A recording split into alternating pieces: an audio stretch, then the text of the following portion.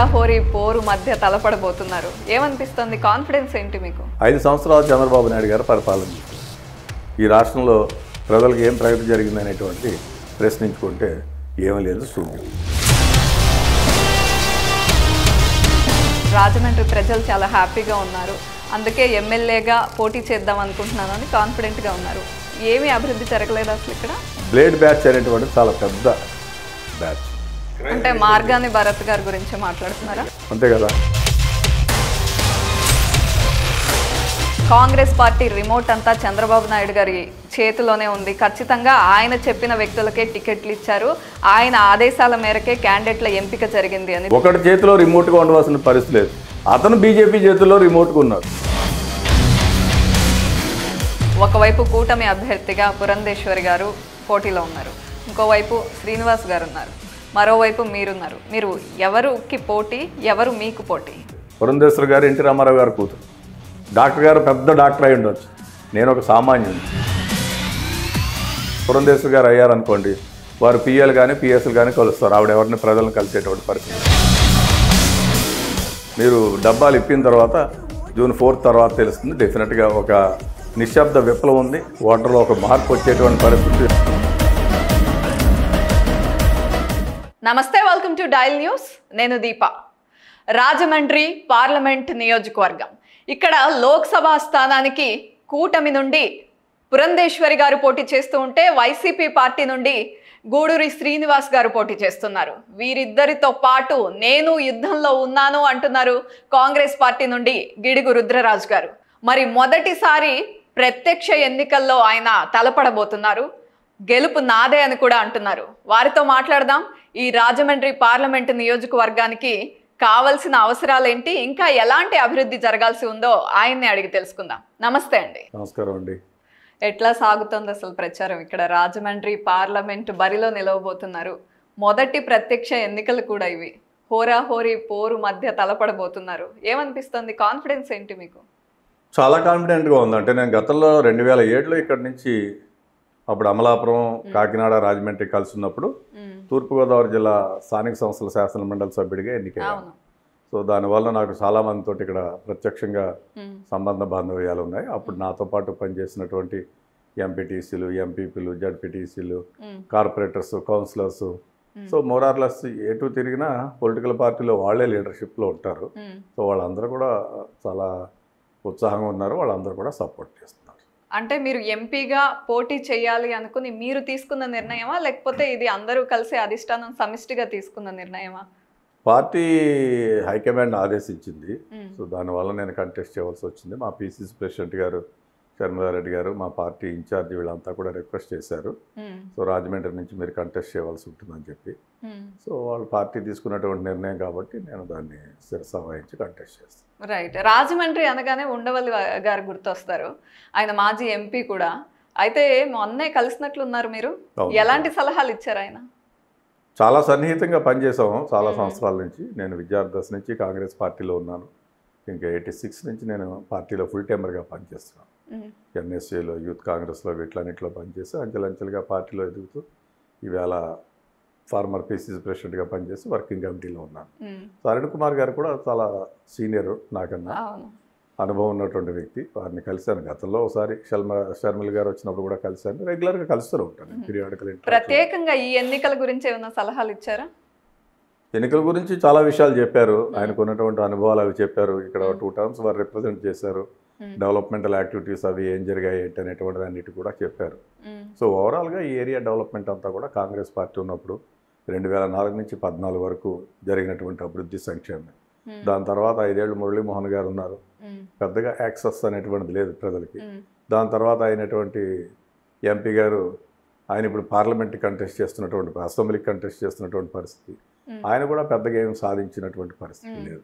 So development అనేది అయితే వాళ్ళ విధానాలు చూసుకుంటే ఖచ్చితంగా మేము డెవలప్ చేసాం, చాలా సాటిస్ఫైడ్గా ఉన్నాం, హ్యాపీ స్ట్రీట్ వచ్చింది, బోల్డ్ అన్ని తీసుకొచ్చాం, రూపురేఖలు మార్చేసాం, రాజమండ్రి ప్రజలు చాలా హ్యాపీగా ఉన్నారు, అందుకే ఎమ్మెల్యేగా పోటీ చేద్దాం అనుకుంటున్నాను అని కాన్ఫిడెంట్గా ఉన్నారు. ఏమీ అభివృద్ధి జరగలేదు అసలు ఇక్కడ. అంటే బేసికల్గా డెవలప్మెంట్ అనేటువంటిది మనం ఆలోచించినప్పుడు ఎయిర్పోర్ట్ ఉంది, ఎయిర్ కనెక్టివిటీ కానీ ఎయిర్పోర్ట్ రెనోవేషన్ కానీ దాన్ని ఆధునీకరించడం కానీ దానికి ఫండ్స్ అలొకేషన్ కానీ అంతా కూడా కాంగ్రెస్ గవర్నమెంట్లో జరిగింది, యూపీఏ ప్రభుత్వంలో. ఇంకొక ప్రధానమైనటువంటిది నన్నయ్య విశ్వవిద్యాలయం. పాత తూర్పు పశ్చిమ గోదావరి జిల్లాలో ఎడ్యుకేషన్ అనేటువంటి పెద్ద ఇష్యూగా ఉంటే majority of the people Vizag దాకా వెళ్ళి చదువుకోవాల్సి ఉంటే 2006లో పెట్టారు. 2006లో ఇప్పుడు ఉన్నటువంటి ఎంపీ గారు అప్పుడు రాజకీయాల్లో లేరు, నాకు పరిచయం. సో అది కాంగ్రెస్ పార్టీ చేసింది. దాని తర్వాత బాగా ముఖ్యమైనటువంటి railway station. Connectivity is very important for any development. దాంట్లో ఓన్లీ ఈస్ట్ గేట్ని ఓపెన్ చేసి, ఈస్ట్ గేట్ అంటే అప్పుడు పూర్వం మన చిన్నప్పుడు రాజమండ్రి స్టేషన్కి ఒకటే వెస్ట్ గేట్ ఒకటే ఉంది, ఈస్ట్ గేట్ని కూడా ఓపెన్ చేసి ప్రజల సౌకర్యార్థం పెట్టినటువంటి పరిస్థితి కాంగ్రెస్ పార్టీ. అది కాకుండా ఇన్ బిట్వీన్ 2004 and 2014 ఒక 6 ROBల్ని ఈ పార్లమెంట్లో ఏర్పాటు చేసినటువంటి పరిస్థితి. వీటిలన్నిటితో పాటు కడియం నర్సరీస్ చాలా ప్రాముఖ్యత సంతరించుకున్నటువంటి ప్రదేశం. కడియం నర్సరీస్కి సంబంధించి అనేకమైనటువంటి అభివృద్ధి సంక్షేమ కార్యక్రమాలు కాంగ్రెస్ ప్రభుత్వంలో చేస్తుంది. Plus Kovvur to Rajahmundry connectivity is very important. అక్కడ గెమన్ బ్రిడ్జ్ అంటారు దాన్ని, గెమన్ వాళ్ళు కాంట్రాక్ట్ చేసి కట్టారు కాబట్టి 4-వే లైన్ అది. జక్కంపూడి రామ్మోహన్ రావు గారు కాంగ్రెస్ పార్టీలో R&B మినిస్టర్గా ఉండగా అరుణ్ కుమార్ గారు ఢిల్లీలోకి వచ్చి గవర్నమెంట్ ఆఫ్ ఇండియా దగ్గర శాంక్షన్ చేశారు. సో ఆల్ దీస్ డెవలప్మెంట్స్ మన కళ్ళకు కనిపించేటువంటి విజిబిలిటీ ఉండేటువంటివన్నీ కూడా కాంగ్రెస్ ప్రభుత్వంలో, యూపీఏ ప్రభుత్వంలో మన్మోహన్ సింగ్ గారు, సోనియా గాంధీ గారి నేతృత్వంలో జరిగాయి. ఇప్పుడు నేను ఈటీ స్ట్రీట్ పెట్టానంటే ఈటీ స్ట్రీట్ అన్ని చోట్ల ఈటీ స్ట్రీట్లే. మీరు రాజమండ్రి ఎక్కడికి వెళ్ళినా కూడా అంతా కూడా బిజినెస్ సెంటరే, అన్ని ఈటీ స్ట్రీట్సే. ఇంకా చేయవలసింది చాలా కూడా ఉంది. వాటిలన్నింటినీ టేకప్ చేయడానికి నేను సీరియస్గా హోంవర్క్ చేస్తున్నాను. ఒక పాజిటివ్ ప్లాన్ కూడా తయారు చేస్తున్నాను. ఏమేం చేయాలనేటువంటిది కూడా మీకు నేను చెప్తాను. అంటే ఎటువంటి అభివృద్ధి పథకాలు ఇక్కడ ప్రవేశపెట్టబోతున్నారు, అంటే ఎలాంటి ప్లాన్స్ చేసుకున్నారు కాంగ్రెస్ ప్రభుత్వం తరఫున? బేసికల్గా నేను ఇక్కడి నుంచి పార్లమెంట్ సభ్యుడు అయిన తర్వాత కొవ్వూరు రాజమండ్రి రెండింటిని మనం హైదరాబాద్ సికింద్రాబాద్లో జంట నగరాల్లో అభివృద్ధి చేసేటువంటి అవకాశం ఉంటుంది. ఎందుకంటే ఈ బ్రిడ్జి ఎక్స్టెంట్ 4 kilometers.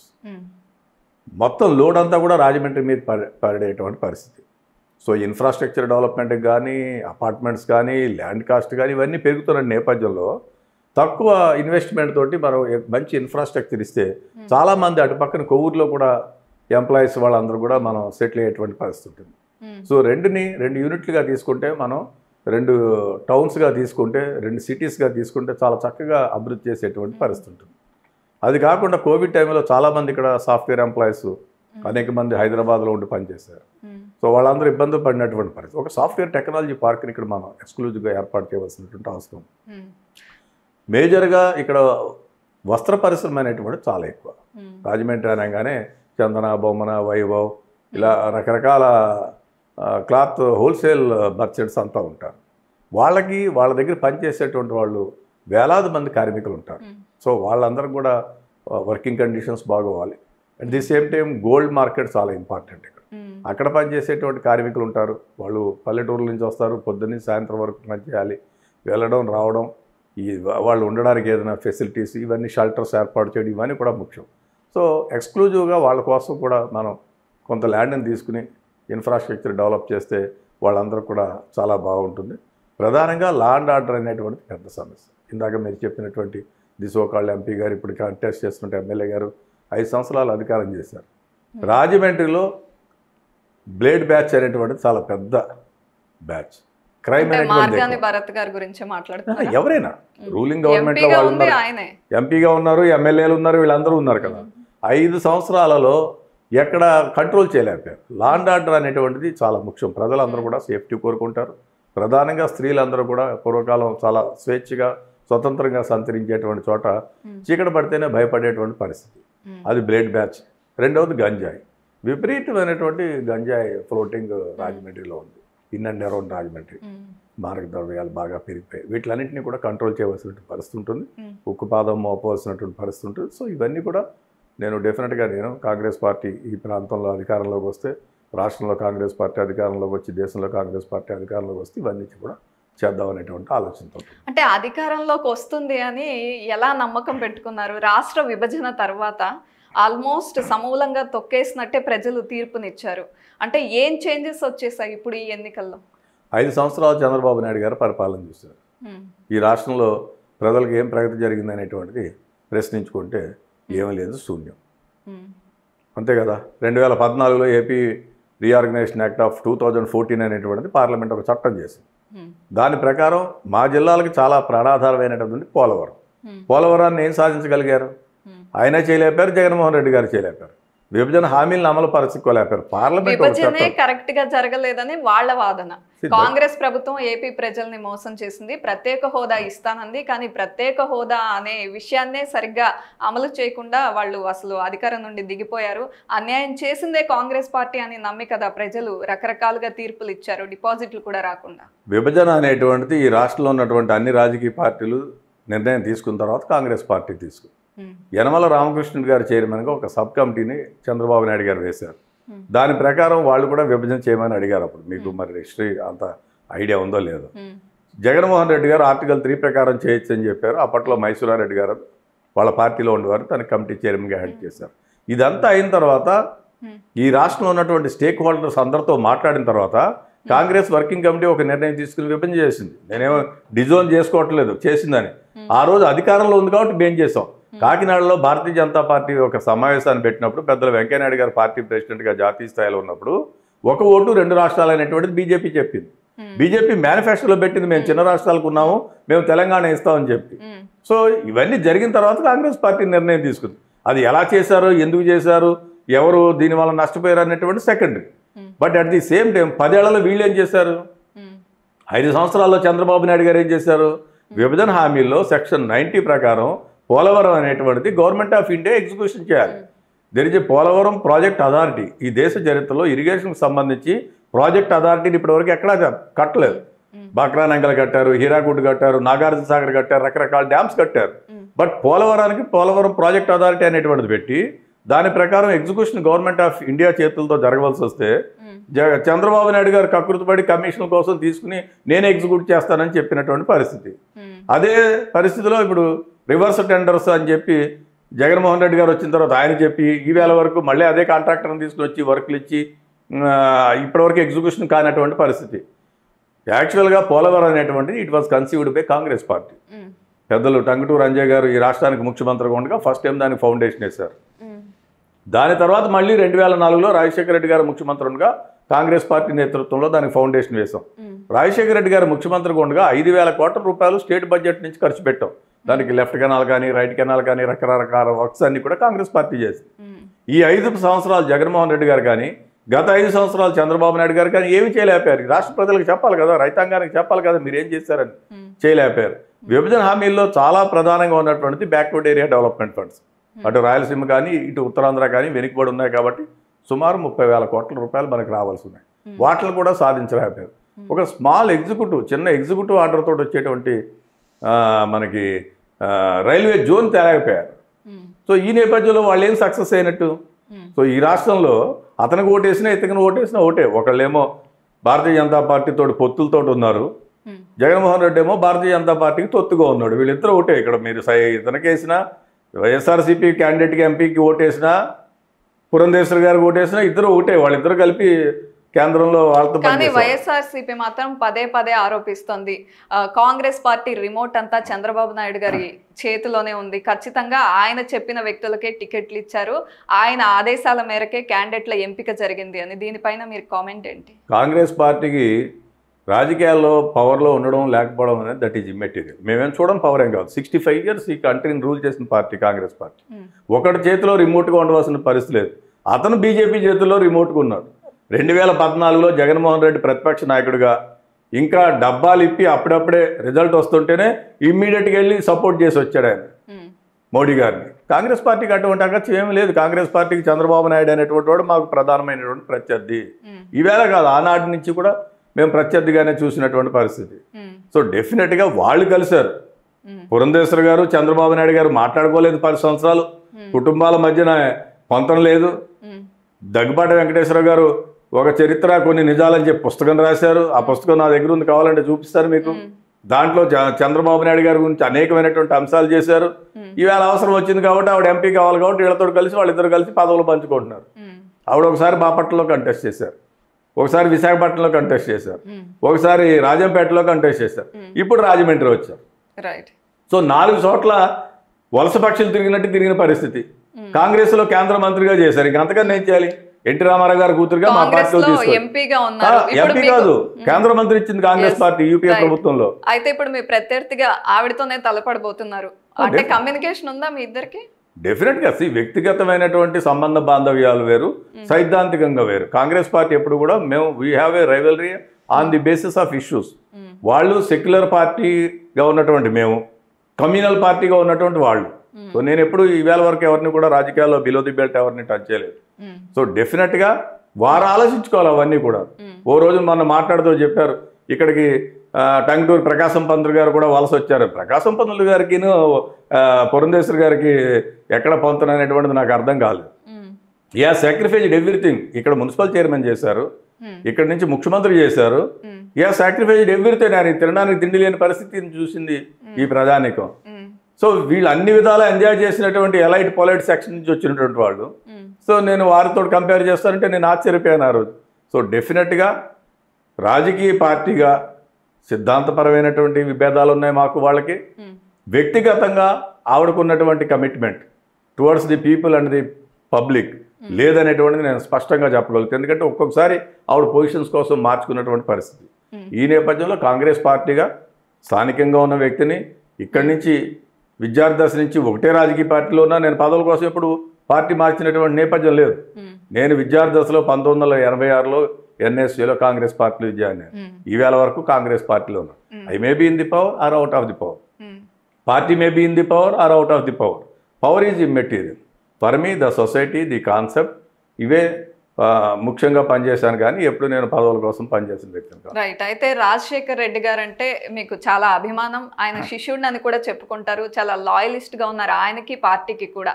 ఆయన మీద అంత అభిమానం ఉన్నప్పుడు ఆయనలో నచ్చింది ఏంటి, జగన్మోహన్ రెడ్డి గారిలో నచ్చనిది ఏంటి మీకు? జగన్మోహన్ రెడ్డి గారితో నాకు అంత సన్నిహిత సంబంధాలు లేవు. రాజశేఖర రెడ్డి గారు మ్యాన్ ఆఫ్ మ్యాగ్నానిమిటీ. ఆయనలో ఉన్నటువంటి మానవత్వం కానీ, ఆ యాంగిల్ కానీ, రీచ్ అవుట్ అవ్వడం కానీ, 10 మందికి సహాయం చేయాలనేటువంటిది కానీ, అవన్నీ నెంబర్ ఆఫ్ ఎగ్జాంపుల్స్ ఉన్నాయి. ఎందుకంటే నేను వారితో చాలా సన్నిహితంగా పనిచేశాను. విద్యార్థి దశ నుంచి వారితో ఉన్నాను, యువజన కాంగ్రెస్లో ఉన్నాను. ఆఫ్ కోర్స్ వారు నాకు కార్పొరేషన్ చైర్మన్గా 2005లోనే అవకాశం ఇచ్చారు, ఎమ్మెల్సీగా అవకాశం ఇచ్చారు, పార్టీ జనరల్ సెక్రటరీగా. అన్ని వారితో చాలా సన్నిహితంగా పనిచేశారు. వారి పాదయాత్ర అవన్నీ కూడా కోఆర్డినేట్ చేసినటువంటి వ్యక్తిగా. వారికి ఈయనకి చాలా తేడా ఉంటుంది. రాజశేఖర రెడ్డి గారు ఆయనలో ఉన్న దాతృత్వం కానీ, ఆయనలో ఉన్నటువంటి మంచితనం కానీ, చాలామంది చెడు చేసిన వాళ్ళు కూడా ఎంతో భయంగా ఉంటే కూడా వాళ్ళని దగ్గర తీసుకుని వాళ్ళందరికీ మంచి చేసినటువంటి వ్యక్తి. సో డెఫినెట్గా is a man with lot of magnanimity. మరి షర్మిల గారిని మీ పార్టీలోకి తీసుకొచ్చారు, పిసిసి ప్రెసిడెంట్ని చేశారు. అంటే ఆయనలో ఉన్న ఆ దాతృత్వం కానీ, మిగతా విషయాలు కానీ ఆవిడ ద్వారా వస్తాయి, స్ట్రెంగ్తెన్ అవుతుంది పార్టీ అని నమ్మారా? అంటే పార్టీ నేను పిసిసి అధ్యక్షులుగా ఉన్నప్పుడు వారు కాంగ్రెస్ పార్టీలో జాయిన్ అయ్యారు. సో ఖార్గే గారు, రాహుల్ గాంధీ గారి నేతృత్వంలో ఆ రోజు నేను పిసిసి ప్రెసిడెంట్గా ఉండగా వెల్కమ్ చేయడం జరిగింది. దాని తర్వాత పార్టీ ఆలోచించినప్పుడు ఆవిడ పిసిసి ప్రెసిడెంట్ అయితే ఇంకా బాగుంటుంది, మనకి ఇంకా అడ్వాంటేజ్ జరుగుతుంది పార్టీకి అనుకున్నారు. సో రాజశేఖర రెడ్డి గారి తనయ్యగా నాకు ఆ కుటుంబంతో ఉన్నటువంటి సాన్నిహిత్యం మేరకు నేను ఇమీడియట్గా హైకమాండ్ చెప్పంగానే, ఆ ఆలోచన రాగానే రిజైన్ చేసి ఆవిడని చేయండి, నేను పక్కకు జరుగుతానని చెప్పడం జరిగింది. సో డెఫినెట్గా మంచి రిజల్ట్స్ వస్తాయని నేను భావిస్తున్నాను. ఎందుకంటే ఒక లెగసీ ఉన్నటువంటి నాయకురాలు రాజశేఖర రెడ్డి గారు తనయ్య ఆవిడకు ఉన్నటువంటి యాక్సెప్టెన్స్ సామాన్య కుటుంబం నుంచి వచ్చి నాకు ఉండకపోవచ్చు. సో డెఫినెట్గా యాడెడ్ పాయింట్గా నేను దాన్ని భావించాను. Party is primary for me. Party బాగుంటే నేను బాగుంటానని నమ్మినటువంటి వాడిని. సో డెఫినెట్గా ఆవిడ రావడం వల్ల కాంగ్రెస్ పార్టీ ఎదుగుదలకు బాగుంటుంది, భవిష్యత్తు బాగుంటుందని భావించాను. అందుకే నేను రాజీనామా చేశాను, ఆవిడకి అవకాశం కల్పించాను.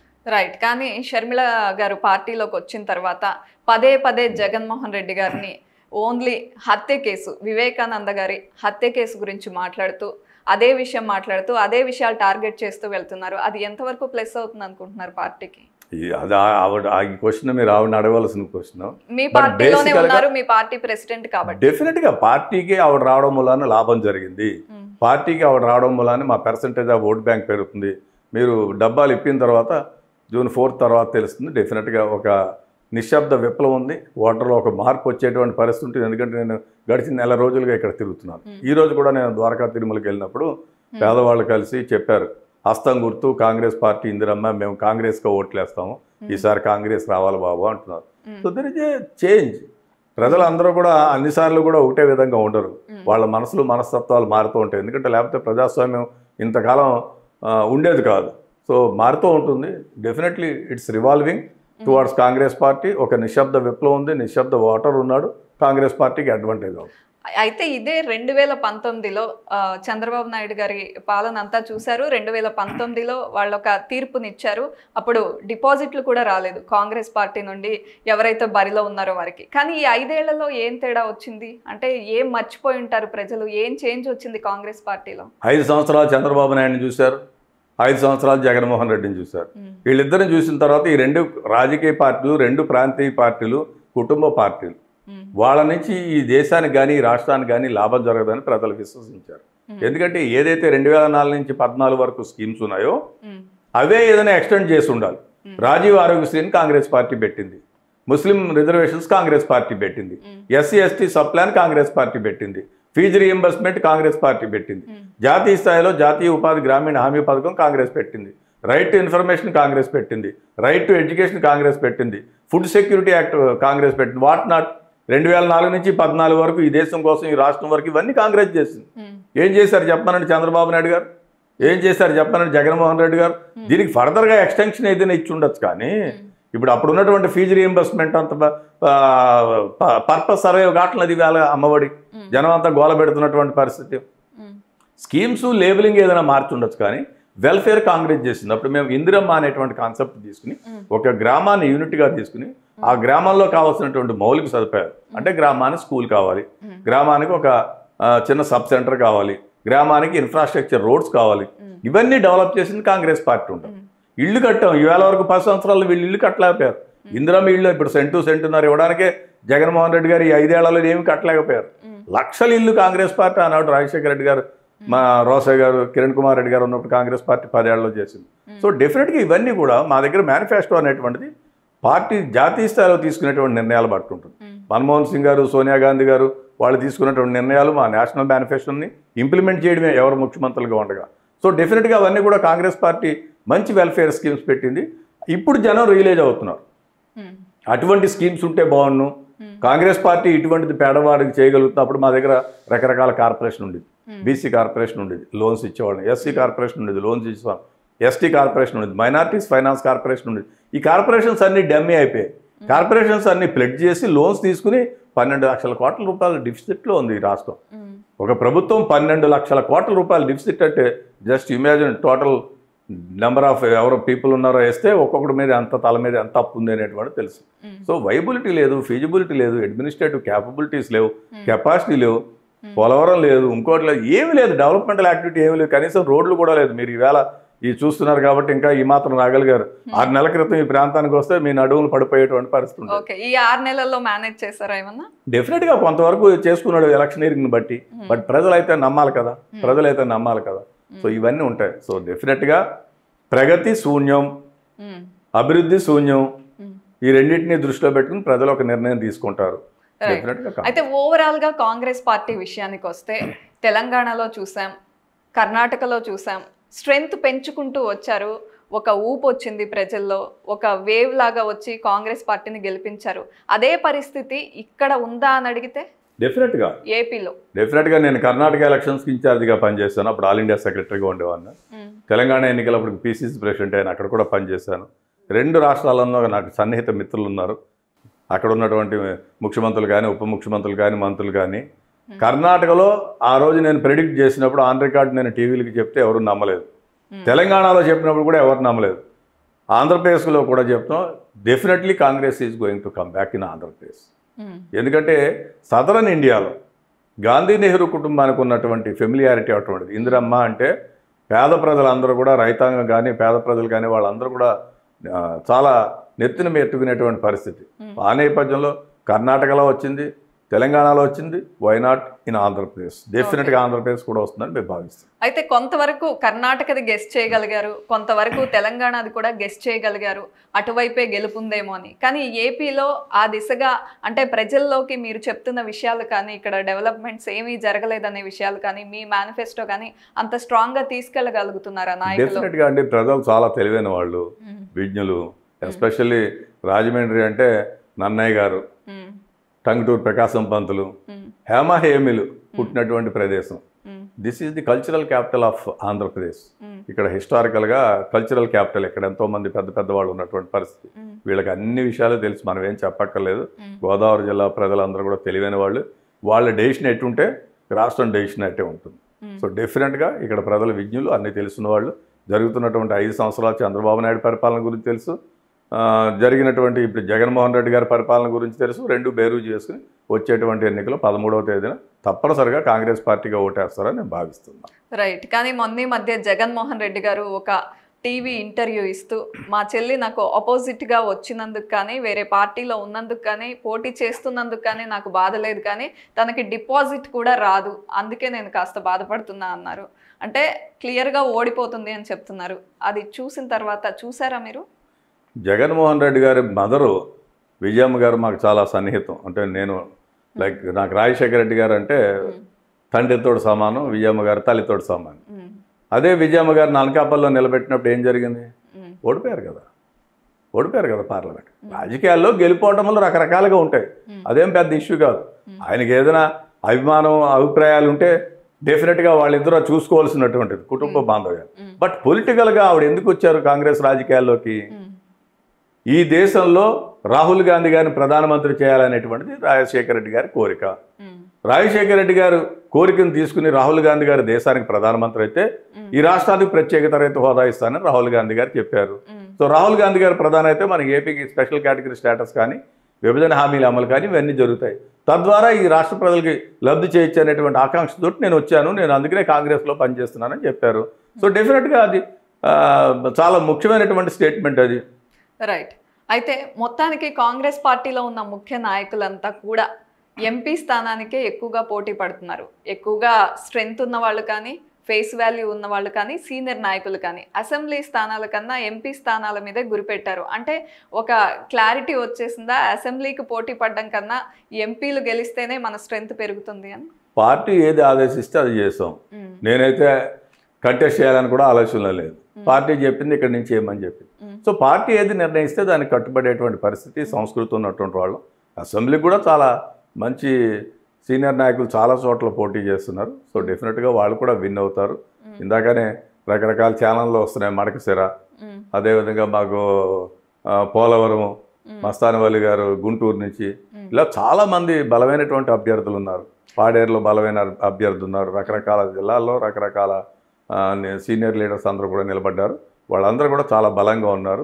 సో పార్టీ ఏది ఆదేశిస్తే దాన్ని చేయవలసి వస్తుంది. పార్టీ నన్ను ఇక్కడ ఆదేశించింది, నేను ఇక్కడ నిలబడ్డాను. రైట్. మీరు ఇంతకు ముందు మాట్లాడుతూ కర్ణాటకలో ఖచ్చితంగా పార్టీ గెలుస్తుంది అని నేను చెప్పాను, ఎవరు నమ్మలేదు. కానీ తెలంగాణలో కూడా అదే విధంగా చెప్పాను, నమ్మలేదు. ఇప్పుడు గెలిచాము అని చెప్పారు కదా. మరి మీరు ఇప్పుడు అబ్జర్వ్ చేస్తున్నారు ఏపీలో ఎన్ని ఎంపీ సీట్లు వస్తాయంటే? మెజారిటీ స్థానాలు కాంగ్రెస్ పార్టీ కైవసం చేసుకుంటారు. ప్రజల్లో మెజారిటీ అంటే హాఫ్ మోర్ దాన్ అనే కదా మెజారిటీ అంటే. ఈ రాష్ట్రంలో సింపుల్ అండర్స్టాండింగ్ అండి. జగన్మోహన్ రెడ్డి గారికి ఓటేసినా అతను బీజేపీ ప్రధానమంత్రి నరేంద్ర మోడీ, అమిత్ షా కోసం పనిచేస్తాడు. బీజేపీకి వేస్తే పురంధేశ్వరి గారు డైరెక్ట్గానే అలాగే ఉంటుంది. చంద్రబాబు నాయుడుకి వేసినా వాళ్ళ దాంట్లో ఉన్నాడు. బీజేపీ, చంద్రబాబు నాయుడు, పవన్ కళ్యాణ్, వాళ్ళ ముగ్గురు ఒక తానులోని ముక్కలే. ఇటు పక్కన జగన్మోహన్ రెడ్డి గారు కూడా అంతే. 16 బిల్లులకి లోక్సభలో కానీ రాజ్యసభలో కానీ ఆయన సపోర్ట్ చేశారు. చాలా కీలకమైనటువంటి నల్ల చట్టాలుగా చెప్పుకున్నటువంటి రైతులకు సంబంధించిన బిల్లులో కూడా ఈ supported BJP on the floor of the house. ఎన్ఆర్సీకి సంబంధించి కూడా ఆయన దాన్నే సపోర్ట్ చేశారు. వైస్ ప్రెసిడెంట్ ఆఫ్ ఇండియా అన్నిట్లో నాన్ కండిషనల్గా సపోర్ట్ చేశారు. ప్రజలకు తెలియదేంటి అవన్నీ? మణిపూర్లో అంత దుర్ఘటన జరిగితే క్రిస్టియన్ మిషనరీస్ మీద దాడులు జరిగి మనుషులను కోచి ఆడవాళ్ళని చంపేసినటువంటి పరిస్థితుల్లో ఒక్కరోజున ఖండం చేయలేదు, వీళ్ళిద్దరూ కూడా చేయలేదు. ప్రతిపక్ష నాయకుడిగా ఉన్నటువంటి సీనియర్ మోస్ట్ లీడర్ని చెప్పుకునేటువంటి చంద్రబాబు నాయుడు గారు ఖండించలేకపోయారు. మినిమం మానవత్వంతో ఒక హత్యాకాండ జరిగితే మనమైనా ఖండిస్తాం, ముఖ్యమంత్రి ఖండించలేకపోయాడు. ప్రపంచంలో ఉన్నటువంటి అన్ని విషయాల మీద స్పందిస్తారు. మణిపూర్లో మన పక్క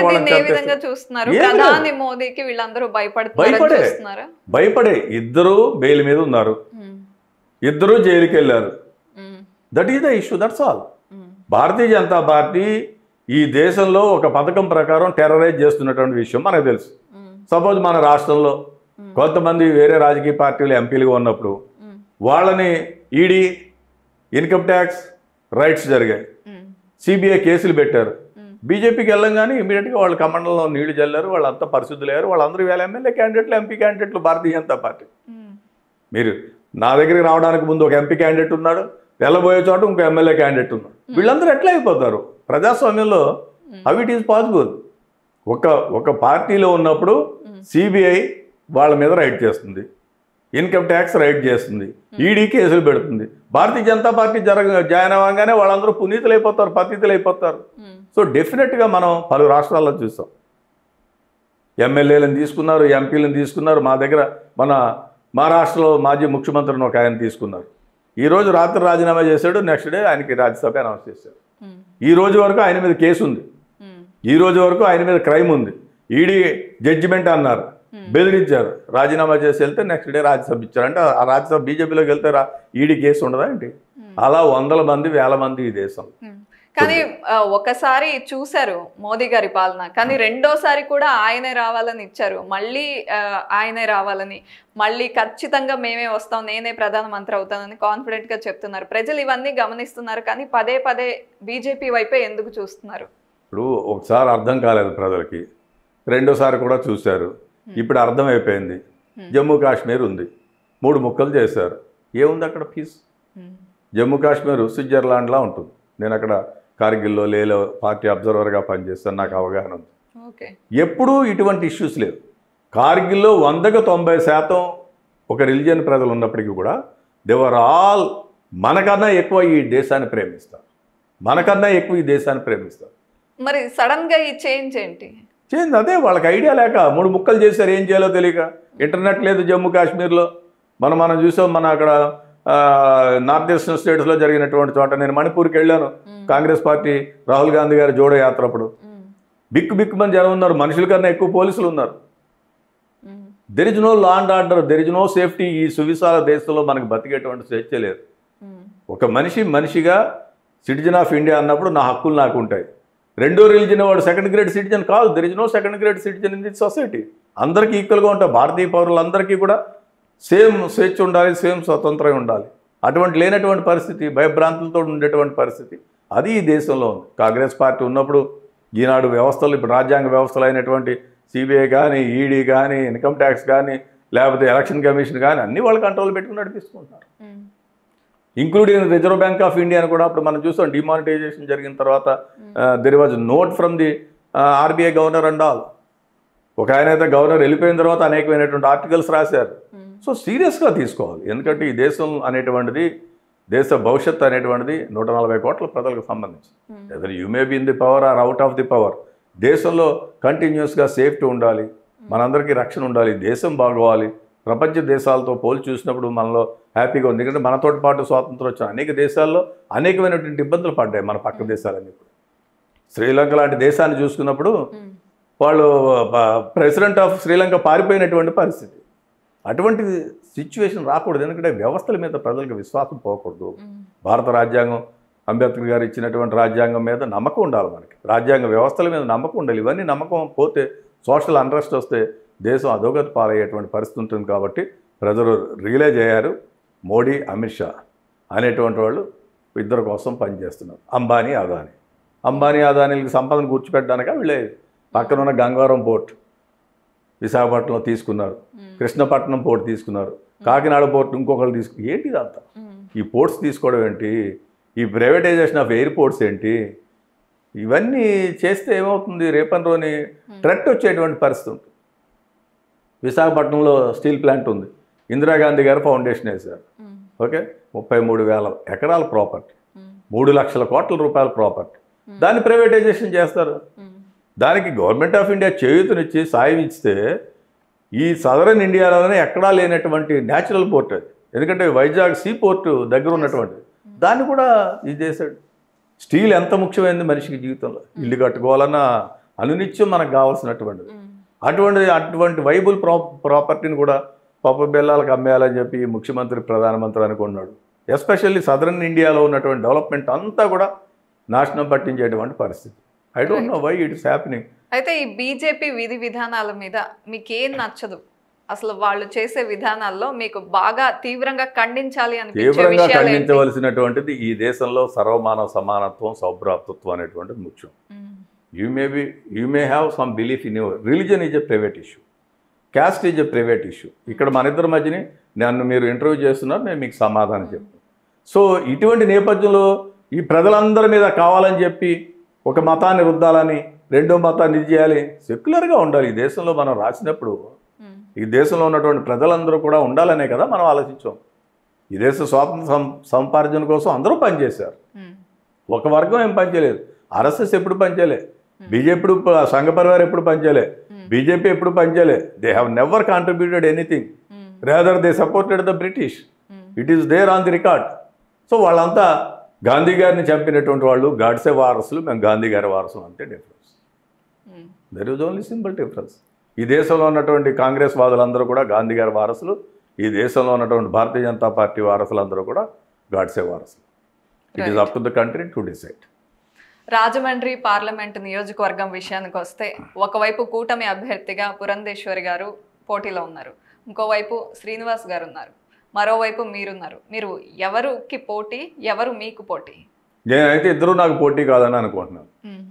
నేను ఒక రాజకీయ కార్యకర్తని, సామాజిక కార్యకర్తని. విద్యార్థి దశ నుంచే రాజకీయాల పట్ల ఆసక్తితో ఉండి ఈ వేళ వరకు పనిచేస్తూ వచ్చాను. నేను కష్టపడి పనిచేసేటువంటి మనస్తత్వం ఉన్నవాడిని, సమాజం పట్ల అవగాహన ఉన్నవాడిని, ఇష్యూల పట్ల అవగాహన ఉన్నవాడిని. సో నాలాంటి వాడిని ఎన్నుకుంటే తప్పనిసరిగా ప్రజలందరికీ అందుబాటులో ఉండి, ఎందుకంటే నాకు పొలిటికల్ బ్యాక్గ్రౌండ్ లేదు. పురంధేశ్వరి గారు ఎన్టీ రామారావు గారు కూతురు, డాక్టర్ గారు పెద్ద డాక్టర్ అయి ఉండొచ్చు. నేను ఒక సామాన్యుడిని, సెల్ఫ్ మేడ్ పొలిటీషియన్. నా కుటుంబంలో నాకు రాజకీయ నేపథ్యం లేదు, కుటుంబంలో ఎవరు లేరు. సో డెఫినెట్గా నాలాంటి సామాన్య కార్యకర్త అంచెలంచెలుగా ఎదిగి ఈ స్థాయికి వచ్చాను కాబట్టి అనుభవం ఉంది, నాకు అవగాహన ఉంది. తప్పనిసరిగా ఈ ప్రాంతం యొక్క సమస్యలను పరిష్కరించడంలో ఫుల్ టైమర్గా నేను పనిచేయగలుగుతాను. ఫుల్ టైమర్గా, నాకు వేరే వ్యాపారం, వ్యవహారం, లావాదేవీలు లేవు కాబట్టి సో అందుబాటులో ఉంటాను. పురంధేశ్వరి గారు అయ్యారనుకోండి, వారు పిఎల్ కానీ పిఎస్లు కానీ కలుస్తారు. ఆవిడ ఎవరిని ప్రజలను కలిసేటువంటి పరిస్థితి. చాలా పెద్ద స్టేట్మెంట్ ఇస్తుంది. డెఫినెట్గా I have seen, I'm on record.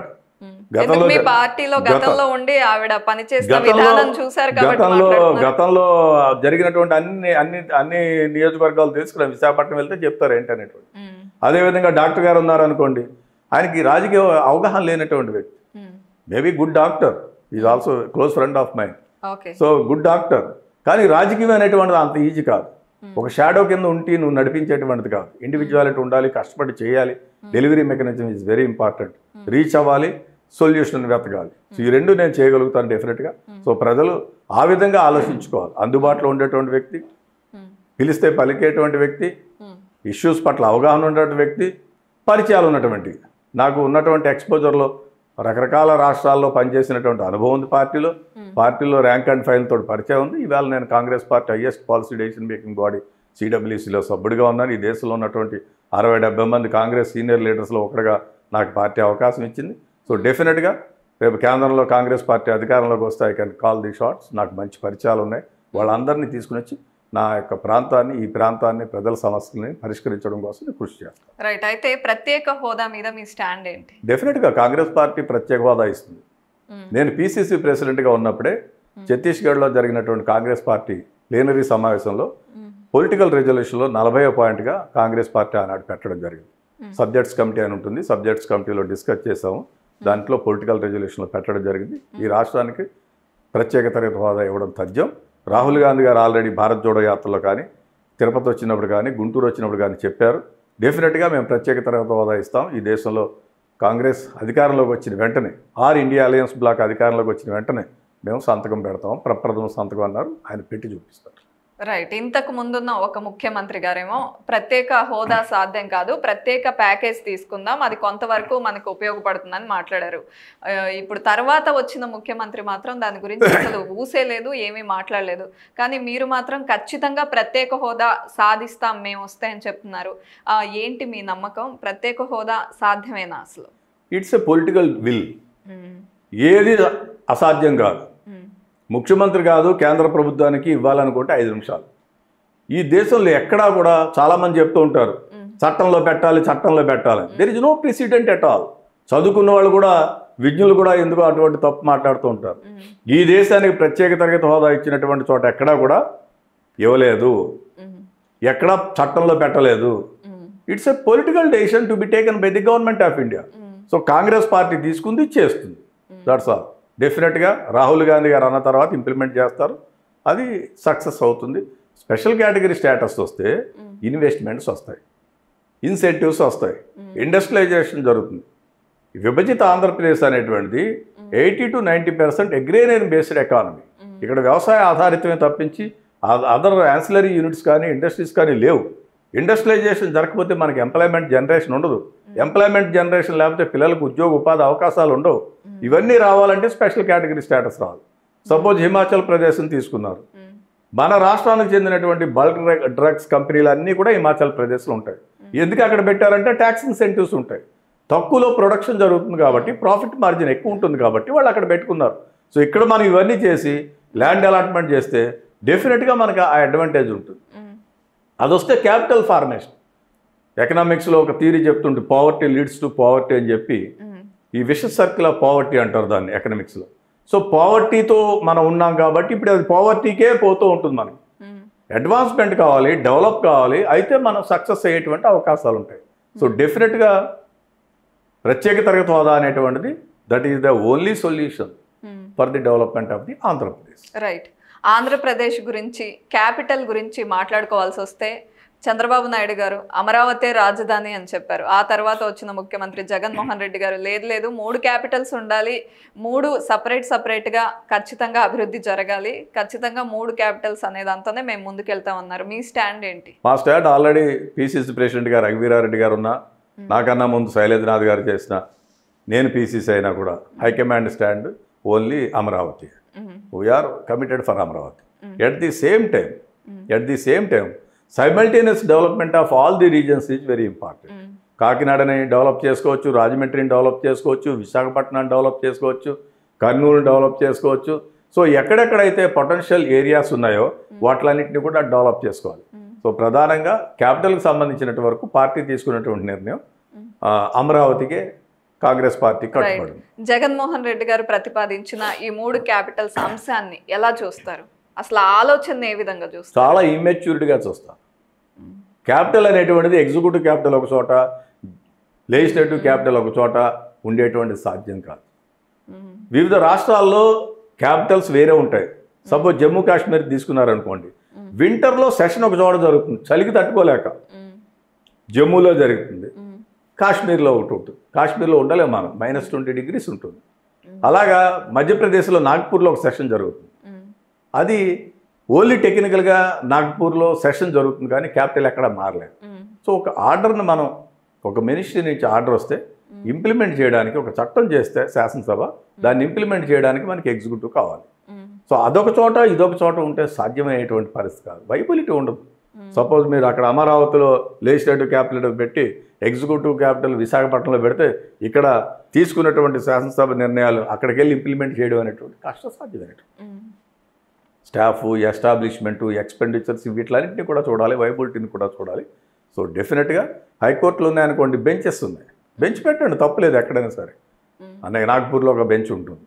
So అలాగా రకరకాల స్టేట్స్లో రకరకాల అనుభవాలు ఉన్నాయి. వీటిలన్నింటినీ దృష్టిలో పెట్టుకోవాలి. కానీ ఏదో సౌత్ ఆఫ్రికాలో ఎలా ఉంది, ఎవరు చూస్తాడు సౌత్ ఆఫ్రికాలో ఏముంది అనేటువంటి, అక్కడ ఉన్నటువంటి ప్రాక్టికాలిటీ ఏంటి అనేది, ఇది what it is applicable to Andhra Pradesh.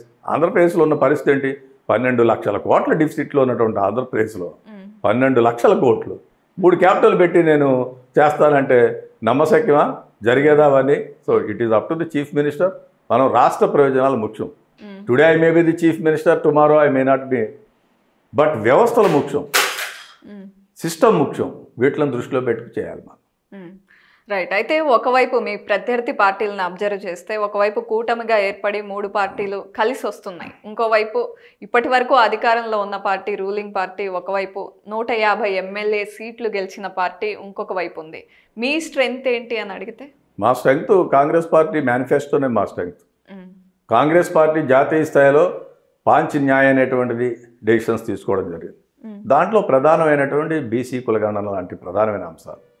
చాలా రాష్ట్రాల్లో ఎస్సీ, ఎస్టీ, ఓబీసీకి సంబంధించిన రిజర్వేషన్స్ ఇష్యూలో సుప్రీంకోర్టు 50% సీలింగ్ ఉంది.